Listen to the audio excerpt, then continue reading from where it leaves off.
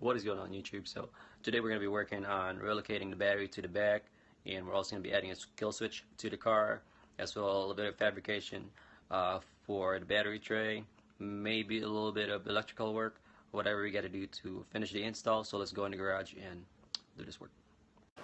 So here's everything that we're going to need for the battery relocation. We have the kill switch.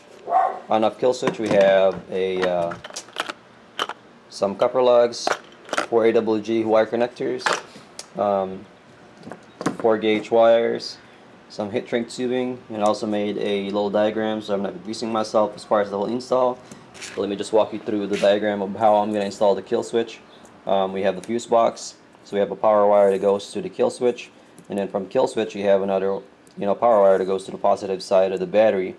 Because NHRA requires the kill switch to be connected to the positive instead of the negative. So now the negative just connects to the ground for the chassis. So it cuts the power as soon as you turn off the switch from the rear, the rear trunk of the vehicle. And then another one from the fuse box to the starter, and then the rest in the bottom is just the engine harness ground and the starter harness ground. And also we have this battery tray that my buddy Jamie made. He was originally going to use it for his car in the front of the vehicle to the side where the slicks was, but he changed his mind and went with something else. So I ended up getting this, and I'm gonna have to do some minor modifications for this one to make it work.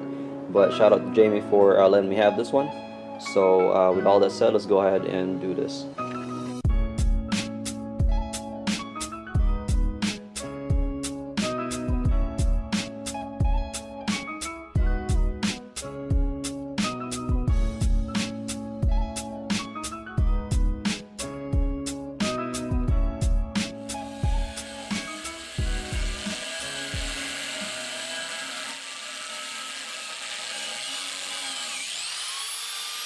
Five minutes later.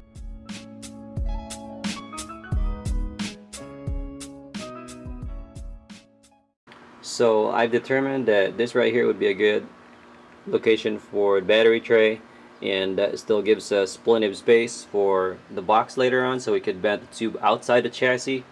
So let's go ahead and mark. I would say right here will be good, and over here.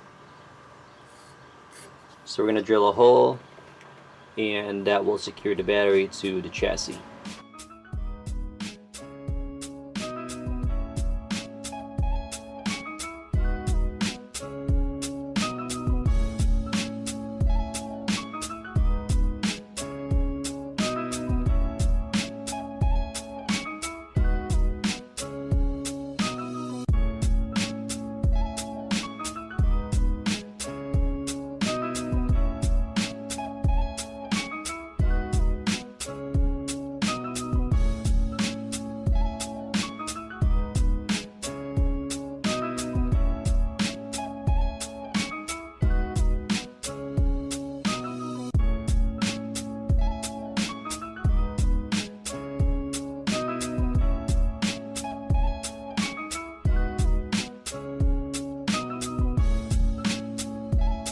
So I'm thinking that while we wait for this battery tray to dry, that now would be a good time to go to Ace Hardware, pick up some nuts and washers and some bolts, and by the time we come back here, this thing would be dry and ready.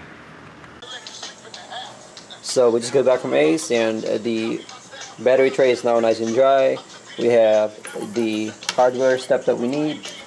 We have the bolts. We have 2 bolts, 2 nuts. This is actually a nylon insert one, just to make sure that this thing doesn't go anywhere. We have the big washer because we want to make sure that we have a good grip from underneath. So with all that said, let's go ahead and underneath the car and install the battery tray.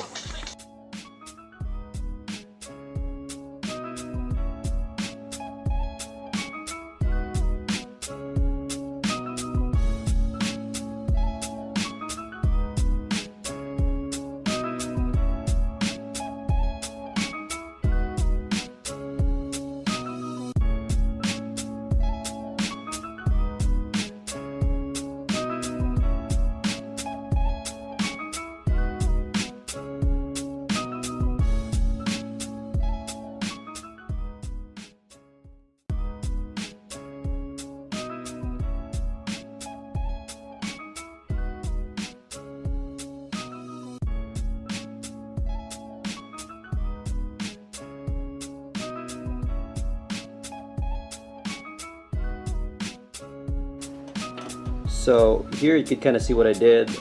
So we have obviously the starter connector. You have the power wire tucked in the back to the firewall, and the connection is nice and snug, and it's not like over each other. So now that we got the power wire, let's go ahead in the back and see how much we're gonna have to cut the power wire from the kill switch to the battery. So here's the power wire ran all the way to the back. The kill switch will be located right here, so safe to say we're gonna be able to cut the wire right here, put the wire connector, and then install another wire connector towards the other side and run it inside to the battery, and then just run the negative from there.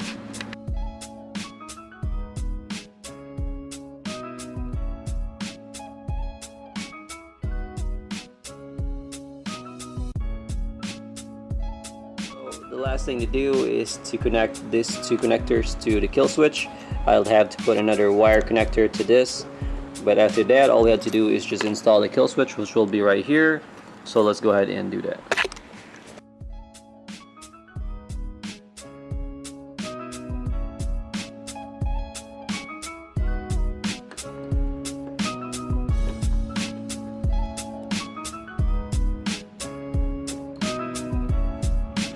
So now that we've officially moved the battery to the back, we can now utilize and use the stock battery location for the catch can.